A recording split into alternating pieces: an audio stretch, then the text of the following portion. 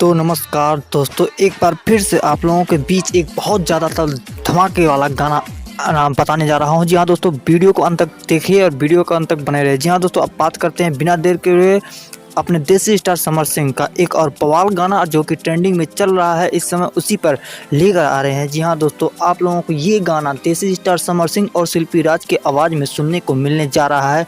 और आप लोगों को बता दूं कि ये गाना बहुत पहले देसी अंदाज में ही गाया हुआ गाना इस समय ट्रेंडिंग में ज़्यादा वायरल हो रहा है। वीडियो उस पर ही लेकर आ रहे हैं। जी हाँ दोस्तों, अब बात करते हैं इस गाने के लेखक के। तो इस गाने को लिखा है एक बार फिर से उन्हीं के मशहूर राइटर आलोक कुमार जी ने। जी हाँ दोस्तों, आलोक कुमार ने इस गाने को लिखा है और एक बार फिर से ही म्यूजिक दिया है। ADR आनंद जी ने म्यूजिक दिया है। तो बहुत ज़्यादा तबाही वाला गाना आप लोगों के बीच आ रहा है।